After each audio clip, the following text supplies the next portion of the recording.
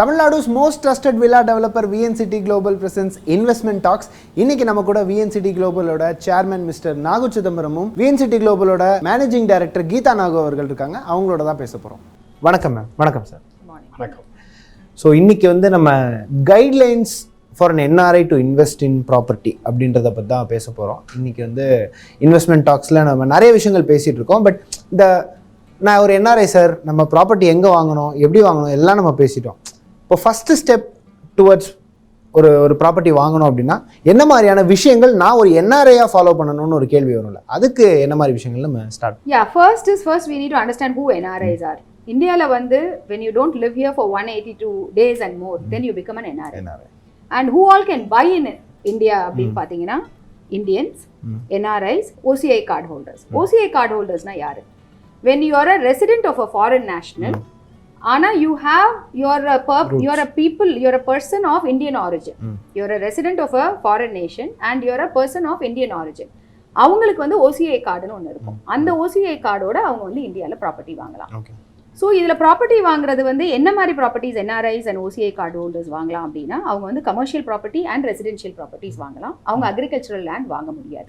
Next அவங்க எல்லாருமே முக்கியமாக வச்சுக்க வேண்டியது, they have to have a PAN card. So அதிலிருந்து then the buying procedure starts. Okay. So இப்போது கண்டிப்பாக ஒரு நம்ம இந்த ஊரில் இருந்துகிட்டே நம்ம ஒரு ப்ராப்பர்ட்டி வாங்குறோன்னா 1008 கேள்விகள் வரும். நம்ம வந்து இந்த பேங்க் போகணுமா, இந்த லோனுக்கு எங்கே சைன் போடணும், இந்த மாதிரி நிறைய கேள்விகள் நம்ம மனசில் இருக்கும். பட் NRI-யாக இருக்காங்க அப்படின்றப்போ இந்த ப்ராசஸ் எவ்வளோ பெரிய ப்ராசஸ் அண்ட் இதை எவ்வளோ காம்ப்ளிகேட்டடான ஒரு ப்ராசஸாக நினச்சிக்கிறாங்க அவங்க? இந்த ப்ராசஸ் நீங்கள் புரிஞ்சிக்கலன்னா இட்ஸ் எ காம்ப்ளிகேட்டட் ப்ராசஸ். இந்த ப்ராசஸை கரெக்டாக ஒருத்தர் கைட் பண்ணி உங்களை கூட்டின்னு போகிறாரு அப்படின்னா it's not complicated. It's simple. Step 1 2 3 4 அப்படின்னு சொல்லி முடிச்சுட்டு போயிட்டு. அப்போது நீங்களா பண்ண முடியுமா, டூ இட் யுவர் செல்ஃப் அப்படின்ற மெத்தடாலஜியா அப்படின்னா, டூ இட் யுவர் செல்ஃப் அப்படின்ற மெத்தடாலஜியான்னு கேட்டிங்கன்னா I won't recommend that. I will say you have to go with an expert. Okay. எந்த ஒரு நாடாக இருந்தாலும் அதுதான், and it applies to India as well.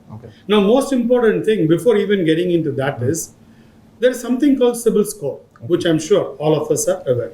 And the CIBIL score நம்ம எப்படி ஃபோக்கஸ் பண்ணுறோம்? நீங்கள் ப்ராப்பர்ட்டி வாங்கும்போது மட்டும் உங்களுடைய CIBIL ஸ்கோரை நீங்கள் பக்காவாக வச்சுருக்கேன் அப்படின்னு சொல்கிறது, அல்லது ப்ராப்பர்ட்டி வாங்கும்போது மட்டும் என்னுடைய CIBIL ஸ்கோரை பர்ஃபெக்டாக வச்சுருக்கேன் அப்படின்னு சொல்கிறது, தட்ஸ் நாட் த பாயிண்ட். எப்போவுமே உங்களுடைய CIBIL score has to be perfect. Therefore, what are the steps to take? Loan எடுக்கிறது தப்பு கிடையாது ஃப்ரெண்ட்ஸ். லோன் எடுக்கும்போது how are you taking care of the repayment? It can be a loan, it can be a credit card, it can be a personal loan. எதுவாக வேணாலும் இருக்கலாம். எதுவாக இருந்தாலும் உங்களுடைய repayment has to be strong on time. And most importantly, நீங்க ஒரு post date check கொடுத்திருக்கீங்க அப்படின்னா those checks can never bounce. Those are all bad credit histories. அந்த bad credit history அந்த நேரத்தில் உங்களுக்கு எந்த பாதிப்பையும் கொடுக்காத மாதிரி இருக்கலாம். But in the long run, it will create a very bad experience. Typically, when you want a home loan and when you have a credit history of check bounce cases, நிச்சயமா அந்த பேங்க் யாராக இருந்தாலும் why this client அப்படின்ற கேள்வியை கேட்டாங்கன்னா first stepல you're bounced out. நீங்க என்ன சொல்லுவீங்க? இந்த பேங்க் என்னை support பண்ணலன்னீங்க. No, you didn't support yourself. So first keep your credit history clean. அடுத்தது when you come in for a bank loan, என்னென்ன கேட்பாங்க? KYC and financials. And the KYC financials can be for 6 months, can be for 3 years, can be for 5 years. But keep your record proper. If you have jumped 2 jobs, 3 jobs, and whatever, keep that entry, exit properly. You must have a proper track record. Earlier companyலேருந்து வெளில வர்றீங்க, இன்னொரு கம்பெனிக்கு போறீங்க, how you have come out and how you have gotten in. And அதே மாதிரி how you have gotten out of that company and how you have gotten into the next company. Keep the credit, keep the records, keep the process clear. எப்போவுமே this will help you a lot. And when you come for a home loan, இது எல்லாத்தையுமே bankers பார்ப்பாங்க. And இதெல்லாம் பார்க்கும்போது உங்களோட credit history நல்லா இருக்குது, your entry exit ப்ராப்பராக இருக்குது, உங்களுடைய receivables in terms of your salaries or your revenues எல்லாமே through bank operate ஆகிட்டு இருக்குது, எல்லாமே பேங்க்ல ரிஃப்ளெக்ட் ஆகிட்டு இருக்குது அப்படின்ற போது banker will soften the rate of interest for you. அப்போ நம்ம என்ன சொல்லுவோம்? this is a rate of interest அப்படின்னு ஒரு பப்ளிஷ் ஆகிருக்கும். அந்த ரேட் ஆஃப் இன்ட்ரெஸ்ட் உங்களுக்கும் உங்களுடைய நண்பருக்கும் வேரி ஆகலாம். Why? There is no partiality. It's purely how you have performed, how you have kept your record. அதுக்கேற்ற மாதிரி if it's better for you, then you get a better rate of interest. அதுதான் உங்களுடைய benefit. Okay, இன்னைக்கு எல்லாருமே வந்து ஒரு வீடு வாங்கணும்னு நினைக்கிறாங்க அப்படின்னப்போ கண்டிப்பாக ஹோம் லோன் போகிறது ஒரு நல்ல ஆப்ஷனாக சூஸ் பண்ணிக்கிறாங்க. இப்போ ஹோம் லோனில் பார்க்க வேண்டிய விஷயங்கள் லைக் இப்போ நான் இந்த மாதிரி விஷயங்கள் எடுத்தேன்னா அடுத்த 10 இயர்ஸ்க்கு இல்லை 20 இயர்ஸ்க்கு how much ever period of time நான் இந்த ஹோம் லோன் எடுக்கிறேன்னா என்ன மாதிரி விஷயங்கள் will follow me up. Like நான் இப்போ வீடு வாங்கிட்டேன், okay, but what are all the process which will be followed when I take a home loan? When you take a home loan, நான் சொன்னபடி உங்களுடைய KYC financials ரொம்ப முக்கியம். அடுத்தபடியா who's the developer? Exactly. Okay, very very important. அந்த developer வந்து projects கரெக்டாக delivery பண்ணியிருக்காரு அப்படின்றது அந்த பேங்கருக்கு அண்டர்ஸ்டாண்டிங் இருக்கிற போது he is going to look at it positively. இல்லைன்னா அவர் என்ன சொல்லுவாரு, எதுக்கு இதை பண்ணணும்? ஏன்னா he is funding the money as a home loan to the client, but it's being paid to the developer.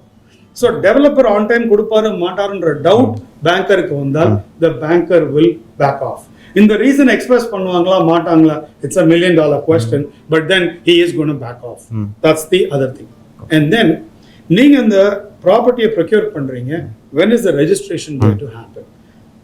How much has the property been developed at the point of registration? சீக்கிரமா register பண்ணணும் அப்படின்றது முக்கியம் இல்லை. At what stage is the property there அப்படின்றது ரொம்ப முக்கியமான கேள்வி.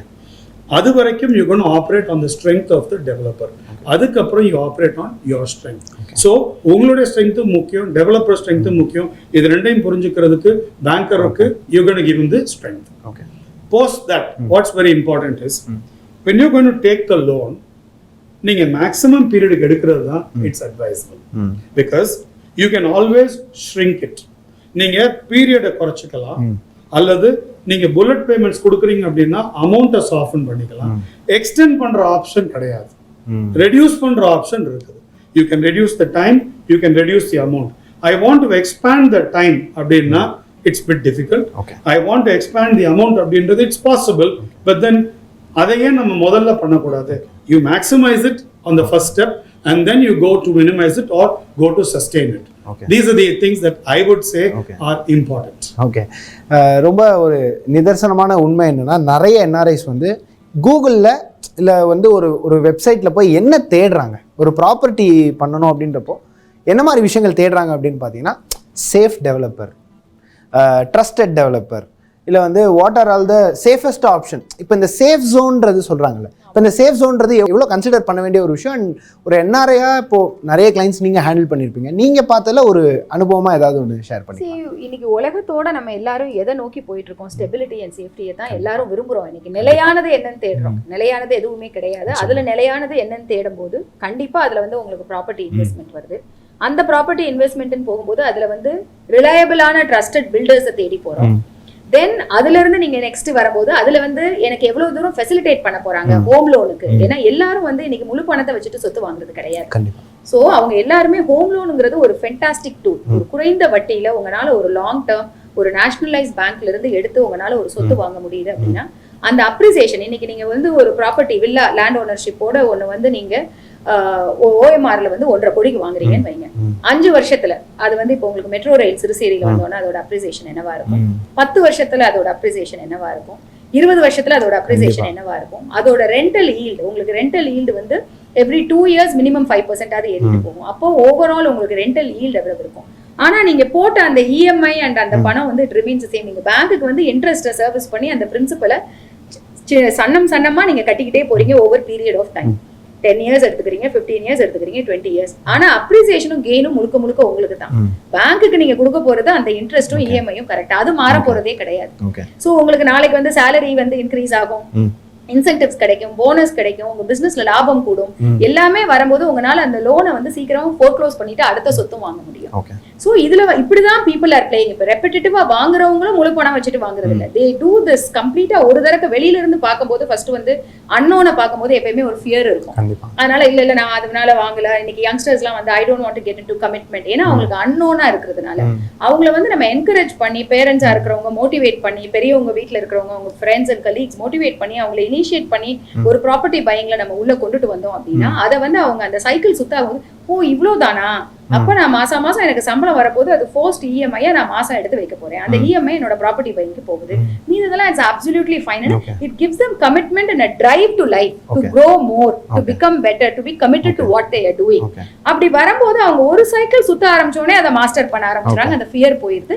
அவங்க தான் மல்டிபிள் ப்ராப்பர்ட்டிஸ் வாங்கி நாங்க எக்ஸ்பீரியன்ஸும் பண்ணியிருக்கோம். Very young people coming in first out of fear, first home பையரா இருக்கலாம் இந்த ஏஜ்லயும், இல்ல யங்ஸ்டர்ஸ் ஃபர்ஸ்ட் வாங்குறவங்களா இருக்கலாம், first out of fear they are not wanting to get it. But இல்ல we are there to hand hold, உங்களுக்கு home loan வசதிகள்ல இருந்து எல்லாமே கரெக்டா ஏற்பாடு பண்ணி கொடுப்போம், மீது எல்லாமே உங்களுக்கு end to end support and services வரும், உங்களுக்கு ஆன் டைம் டெலிவரி வந்துரும், இதெல்லாம் இருக்கு, you don't have to fear about this அப்படின்னு சொல்லி அவங்களை இனிஷியேட் பண்ணி உள்ள கொண்டுட்டு வந்த உடனே once they start swimming in the waters, then those are the people who become repetitive. It is so simple and so straight. Another important thing that I feel people கேட்கணும் அப்படின்னா, நிறைய பேர் என்ன பண்றாங்க, இது சீப்பான பிரைஸான்னு கேட்பாங்க. Wrong question. I would always say இது கரெக்டான பிரைஸா, am I getting something at the right price அப்படின்னு கேட்டீங்கன்னா then the product, services, location எல்லாமே it will be in place. cheap அப்படின்னு போகும்போது you are cutting corners. cutting corners at what cost அப்படின்னு சொன்னா, it could be at the cost of experience, it could be at the cost of exposure, it could be at the cost of appreciation, so many reasons. Commitment is something, deliverable something else. அந்த மாதிரிலாம் போறதுக்கான காரணம் cheap. Go right, you don't have to go high, go right. Then you land yourself into the right product, right developer, and you get the right experience. Okay, thank you so much ma'am. என்னோட கேள்விகளுக்கு பதில் சொன்னதுக்கு, உங்களோட நேரத்தை எங்களோட பகிர்ந்ததுக்கு நன்றி. Thank you.